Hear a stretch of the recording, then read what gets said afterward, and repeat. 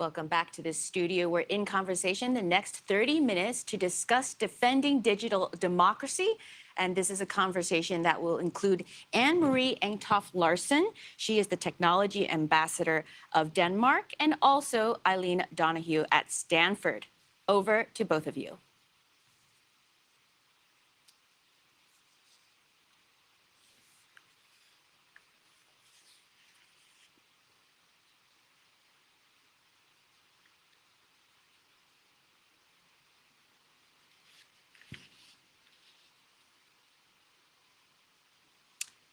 Eileen and Ambassador, can you hear me? Now I can hear you. Thank you so much. Well, good to see now the tech is working well. Good afternoon, good morning, good day to all of you. Thank you so much for tuning in, and thank you, Melissa. My name is Anne-Marie Larsen, and it's my great pleasure to be here with my good friend and a strong defender of democracy in the digital age, Eileen Donahue. Today, we will be talking about how authoritarians, those who do not believe in democracy, are increasingly taking up the tools that we thought would bring us more democracy, new digital tools. They are taking them up and using them in their fight for limiting freedoms, for limiting human rights, for limiting democracies, whether it be surveillance in data gathering, whether it's the use of disinformation or cyber attack. We have seen an intensity in increasing and solidifying power around digital technologies. That, I think, is the dark outlook. The positive outlook is also that governments, civil society, international organizations have increasingly raised to the fore and understand now that this is a fight about values. And if we are to uphold democracy in a digital age and expand it and make it more meaningful, inclusive, and transparency, we need to harness the moment of opportunity that we are in right now. So that's why I'm looking forward to this conversation. We will dive into sort of two big segments. One is first looking at what is digital authoritarianism, what are the challenges around it, and then secondly, we'll look at the more positive side. What are some of the solutions? And hopefully we'll see whether we leave this conversation as optimists or pessimists, or maybe realists on behalf of the future. I just want to say you can also ask questions in the chat box. Please do so, and we'll take them as we go. But let me start, Eileen. You know, digital authoritarianism, I know it's hard to do in 30 seconds, but, you know, in brief, why is it, and why is it that we should care about it? So let me first say thank you for including me. I love having conversation with you. I always learn something new. So from my vantage point, I think we have to see digital authoritarianism as really a turbocharged version of authoritarian governance, where repressive governments are capitalizing on data and digital tools for surveillance, censorship, spread of disinformation, and basically to solidify state control. I would note AI has enabled a whole new level of digital repression and given authoritarians a previously unimaginable level of state control over the information realm, and also, very concerningly, new social engineering tools to shape citizen motivation and behaviors. To your pointed question, why should we be concerned? We have to recognize this is not just a problem of repressive use of technology. The key point for everyone is to understand digital authoritarianism is really an alternative form of governance, an entire techno-social system that promises security and control for the state, as opposed to liberty and security for individuals. So it is really antithetical to democracy and the original vision we had of an open internet. And my concern, as we've discussed, is that it could become the dominant model of governance in the 21st century. That was indeed in 30 seconds. Thank you, Eileen. So, you know, as an alternative form of governance, we've seen that alternative form really winning on behalf of democracy. If we look at all the numbers, we're seeing, you know, a decline in digital rights, a decline in freedom online, a decline in human rights. We see a rise in people, individuals living in authoritarian regimes that rather than democracy. So on the statistical side, it looks like the numbers are against us. On the positive side, and a lot of the work I know both that you do at Stanford, your engagement in the Freedom Online Coalition, and a number of other places, we're sort of, seeing the baton being kicked up, being taken up, this renewed commitment to, multi-stakeholder push for ensuring democracy in a digital age. So, is this a moment of opportunity? Is this where things turn, or is this the sort of moment, the point of no return, at which we realize there's nothing to be done? So it's both, but I have to start on the negative side of the equation and just really emphasize that. And in part because what we have seen is an unconscious drift within democracies themselves in terms of utilization of data and technology in ways that are inconsistent with human rights commitments. And so many repressive practices have kind of been normalized around the world, like internet shutdowns, or use of spyware and hacking tools against human rights defenders, lawyers, opposition figures. There's also a lot of repressive cyber regulation and digital regulation. Again, inconsistent with the international human rights law framework. So I have to emphasize there is an intentional aspect to this in the authoritarian world, where there's an embrace of this entire model to achieve repressive aims. But on the democratic side, we also see pretty bad trends. On the positive side, there are a couple of indicators that the democratic world has woken up to some extent. And I will mention two, the first of which was the Denmark Tech for Democracy Summit, which was one of the most comprehensive, positive visions of how we can bring the democratic world together and utilize technology to support democracy and get our acts together in terms of a democratic approach to use and regulation of tech. And I will also mention the US Summit for Democracy, which was the Biden administration's big initiative, but the concern about digital authoritarianism was one of the big pillars, authoritarianism, and then recognition that technology has become the vehicle for authoritarians to assert their control. So those two signals give me some optimism about the seriousness with which democratic governments are going to take this threat. So let me flip it back to you. And let's shift our focus even more explicitly and further on the democratic side of the equation. And I want to hear your assessment of how democratic governments have really responded, if at all, to the authoritarian model. Or do you see them kind of sleepwalking into a world where digital authoritarianism becomes the dominant model? Where are we from your vantage point, from where you sit in terms of advancing this democratic vision? I think we are at a pivotal moment in the sense that when I came of age and grew up over the past 2 decades, it was a period of renewed optimism that we would see more and more democracies thriving around the world.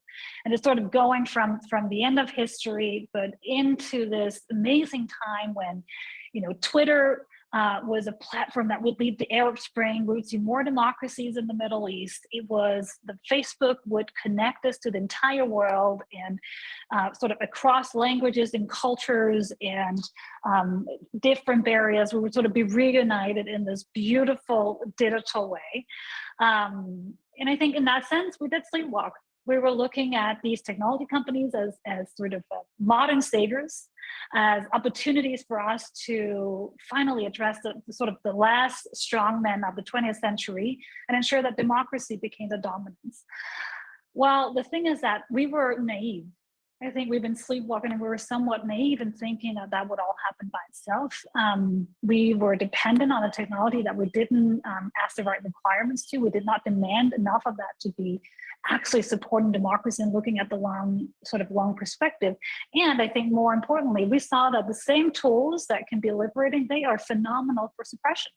They are phenomenal for suppressing your own, your own people. And as you said, sort of an intentional approach that is inconsistent with human rights law and that fundamentally is focusing on other responsibilities rather than those of the citizens. So I think in short, yes, there has been sleepwalking or at least a naive approach to this.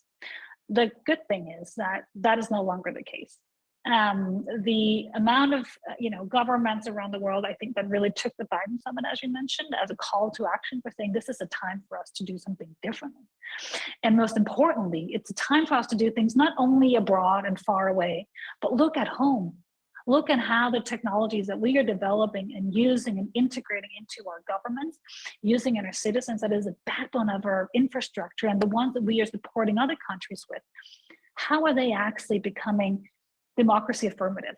And how do they support the values that, frankly, we've probably been taking a bit for granted? So staying with this theme of democracies waking up and the need for real democratic unity, if we're going to confront this threat, I want you to focus a little bit more specifically on what's going on in Europe and help us understand the different strands of thought in Europe with respect to digital technology more generally, and also with respect to the digital authoritarian threat by government. And I will note that the impression from the United States is that within Europe, the primary focus has been on reining in US big tech and less focus on the digital authoritarian geopolitical threat. So do you think that's a fair assessment? And I will also say, we could almost look at this pre-invasion of Ukraine and post-invasion of Ukraine, because there's been a dramatic shift in terms of democratic unity since then. But pre-invasion of Ukraine, let's take, where was Europe and how much have things changed? I definitely agree with you. There's sort of February 24th sort of marks another, there's a before and after. Looking at before, I absolutely agree. Like looking as somewhat as an outsider sitting over here in Silicon Valley, Europe has been focusing largely on reining in big tech. Some of the most significant pieces of legislation, I think, over the past 10 years, and some of the pieces of legislation that will really change how big tech is operating has come the Digital Services Act, looking at online sort of content moderation, the Digital Markets Act, looking at antitrust measures, GDPR, a lot of the work being done on AI now. That being said, I think it's because that was the immediate challenge that we knew how to tackle. We know how to do antitrust and how to maybe take the toolbox of the 20th century of antitrust and reconsider and reconfigure it for the 21st century. Content moderation, we've been discussing that for so long. So not to say that the process of the Digital Services Act was certainly not easy, but we know the problem at hand. When it comes to digital authoritarianism, it's much more abstract. It's some of the geopolitical implications are much more challenging. And so going to a point, I think there was a before February 24th, but with the invasion of Ukraine, I think we've seen sort of a new opening and saying this is not Europe against American tech. There's much more that unites than divides us.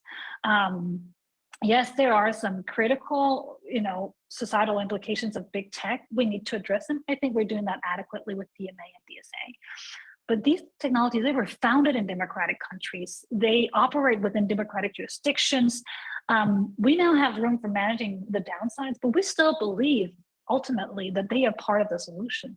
That's the reason why Denmark has a tech embassy in Silicon Valley. That's for engaging diplomatically with them, because we don't think it's about banning their products and services. On the contrary, we think they're actually some of the reason for hope in this world. So, just a short point on, after what happened, on February 24th, Europe has been reunited. I think we found out what is it worth fighting for. What are the European, I want to say transatlantic ideals of human rights, of freedom, of democracy that we've been taking for granted? And all of a sudden there are boots on the ground and there are attacks in cyberspace that are not only threatening, but directly attacking those values. And so now I think we're a new moment also for technology companies to actually, work together on this threat, and that's looking at digital authoritarianism. I think in that there's still a big question on one of the big countries to the east. And Eileen, I know you've been super engaged in this question around China, digital authoritarianism. Obviously, right now a lot of our eyes are on Russia, but I'll be curious, where does we currently stand in regards to China on this? Oh, so, we do have a lot to worry about when it comes to Russia. And I think there has been, renewed understanding that the Russia threat never really went away. That said, in the digital context, to me, China really is the 1,000-pound gorilla that we're up against. And, my first point is we need to understand they have gigantic ambition to remake the international order according to authoritarian values and their vision of digital society. And they are working really proactively to spread their model of digital authoritarianism on multiple layers. It starts just by showcasing how effective they can be at control with digital tools at home. And then they export and normalize those tools and practices abroad. Even more concerning in the export realm is that entire digital information infrastructure systems are being built and maintained in the developing world. And China is really gaining leverage over those weaker importing states for decades to come by virtue of importing that infrastructure. And they're also getting new sources of data. But beyond the technology diffusion, there's also diffusion of ideas and norms. We see them flooding the zone of international diplomacy related to cybersecurity and digital policy, international standard organizations like the ITU, where they are trying to shape interoperability protocols for the future. And that will have very big consequences if we do not wake up to those other points of leverage that they've got. And I'll also just mention, besides the disinformation front and the surreptitious malign activity that goes on cross borders, we see really aggressive, what they call wolf warrior diplomacy, where they are openly using propaganda and their form of strategic communication to try to underscore their perception of democracy being a weaker form of governance.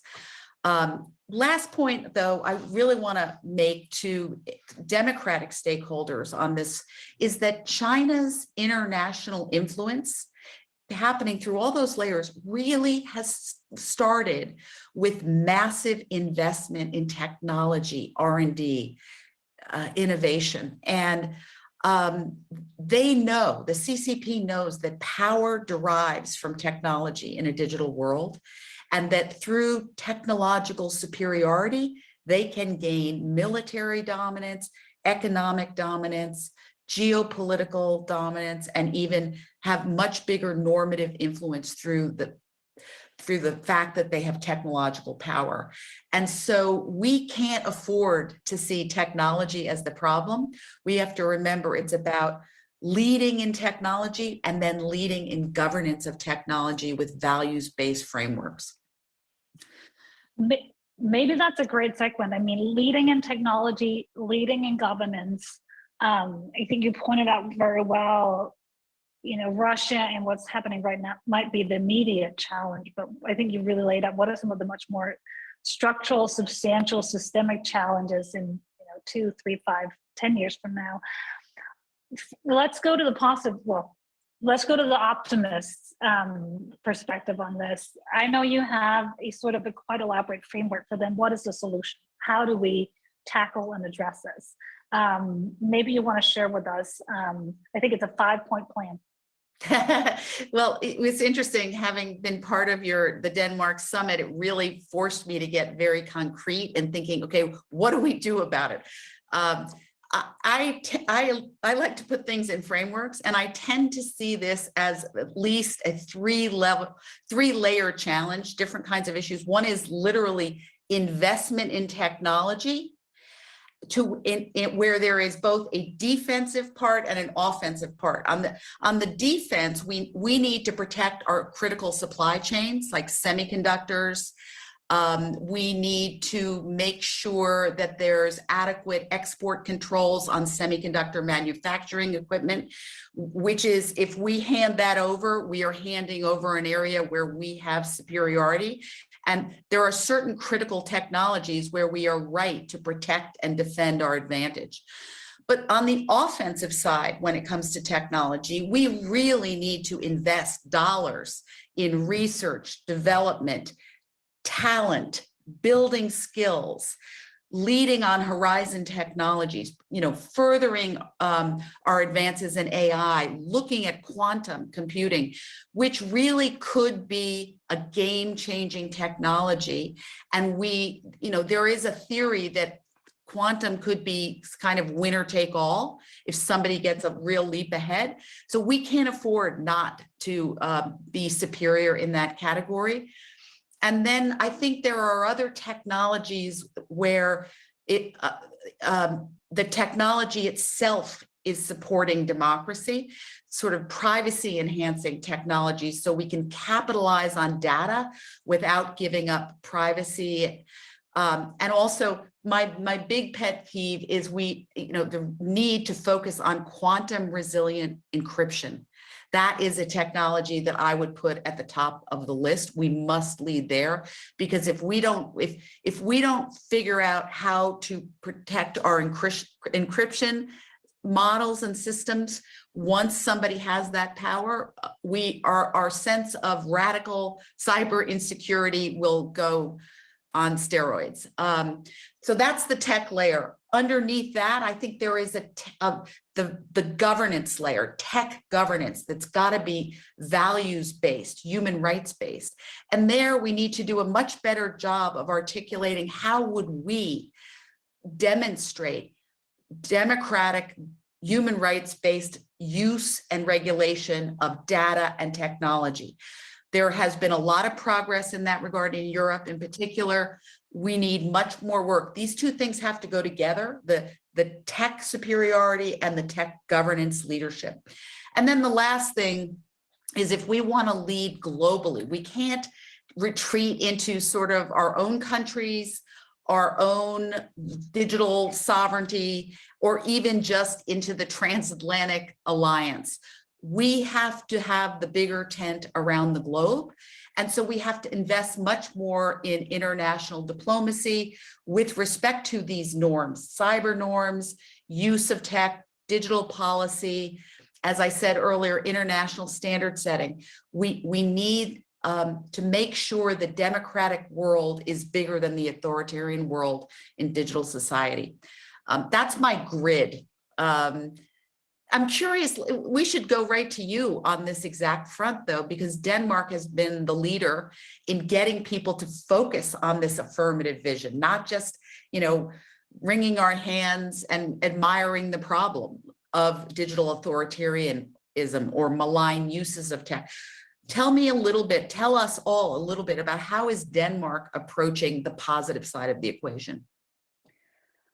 I think actually going to your layer 2 and layer 3 in the model. So first on the tech governance, recognizing, and it goes a little bit to what we discussed earlier about sort of a naive way of how tech's been regulated, and say we can't do that anymore, because that sort of assertion and diffusion of norms and ideas from our adversaries, we need to do the same.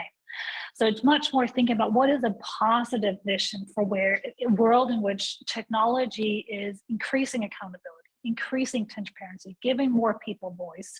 It is supporting both on the innovation economic opportunity, because that is a big part of this. It is a lever for national security, for protection of your citizens, as well as an opportunity for promoting human rights. And I think it's important to say there is not a trade-off between national security, economic opportunity and development, and the promotion and securement of human rights, of fundamental values, of liberties. On the contrary, we believe in, as strong Democrats in this space, that democracy ultimately sets us free as individuals, but it also brings more opportunities. And that's the positive vision with the Tech for Democracy that we really put forward.